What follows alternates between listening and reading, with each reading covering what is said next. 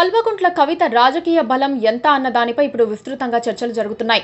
ఆమె సొంత రాజకీయ పార్టీ పెట్టుకోవడానికి కొంతకాలంగా కసరత్తు చేస్తున్నారు. క్యాడర్ ను తయారు చేసుకుంటున్నారు. ఈ ప్రక్రియలో మరింత దూకుడుగా వ్యవహరించి స్థానిక ఎన్నికల తర్వాత అయినా ఆమె సొంత పార్టీ పెట్టుకునే అవకాశం ఉంది. సొంత పార్టీ పెట్టుకుంటే కవిత ప్రభావం ఎంత ఉంటుందన్న దానిపై ఇప్పటికే పలు రకాలుగా విశ్లేషణలు ప్రారంభమయ్యాయి. కేసీఆర్ తెలంగాణ ఉద్యమాన్ని ఓ రేంజ్కు తీసుకెళ్లిన తర్వాతనే కవిత రాజకీయాల్లోకి వచ్చారు. తెలంగాణ ప్రజల్ని సాంస్కృతికంగా ఏకం చేసే బాధ్యతల్ని ఆమెకిచ్చారు. తెలంగాణ జాగృతి పేరుతో ఆమె తనకు వచ్చిన అవకాశాన్ని బాగా వినియోగించుకున్నారు. మహిళలలో ఫాలోయింగ్ తెచ్చుకున్నారు. బతుకమ్మ ఉత్సవాలతో పేరు తెచ్చుకున్నారు. రాజకీయాల్లోనూ బీఆర్ఎస్ తరపున ఉమ్మడి నిజామాబాద్ జిల్లాలో చక్రం తిప్పారు. పరిస్థితి బాగున్నప్పుడు ఆమె గీసిన గీత నిజామాబాద్ లో ఒక్క నేత దాటేవారు కాదు. కానీ అంతా బీఆర్ఎస్ నీడ కింద కేసీఆర్ కనుసన్నల్లోనే జరిగింది. అందుకే కవిత సొంత పార్టీ పెట్టుకుంటే దున్నేస్తారని ఎవరూ అనుకోవటం లేదు. ఆమె కూడా అలా అనుకుంటారని భావించటం లేదు. కవిత సొంత పార్టీ స్థాపిస్తే ఆమె ప్రభావం ప్రధానంగా మహిళలు, యువత, సాంస్కృతిక గ్రూపుల మధ్య ఉంటుందని విశ్లేషకులు అంచనా వేస్తున్నారు.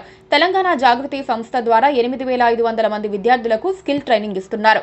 కవితను తెలంగాణ బిడ్డగా చూస్తారు. ఆమె తండ్రి కేసీఆర్ లెగసీ వల్ల గణనీయమైన ఫాలోయింగ్ ఉంది.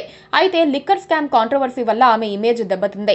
ఇవన్నీ పరిగణలోకి తీసుకుంటే ఆమె రాజకీయంగా చూపించే ప్రభావం స్వల్పంగా ఉంటుంది. కానీ రాజకీయంగా ప్రభావం చూపించడానికి రాష్ట్రం మొత్తం దున్నేయాల్సిన అవసరం లేదు. ఏదైనా ఓ పార్టీ గెలుపోటముల్ని ప్రభావితం చేయగలిగే బలం తెచ్చుకుంటే చాలు, గేమ్ చేంజర్ కావచ్చునని కవిత అనుకుంటున్నారు. అందుకే కవితపై బీఆర్ఎస్ ఒక్కసారిగా దాడి పెంచింది. మాజీ జాగృతి నాయకులను రంగంలోకి దింపి జాగృతి మాదేనని చెప్పించటం ప్రారంభించారు.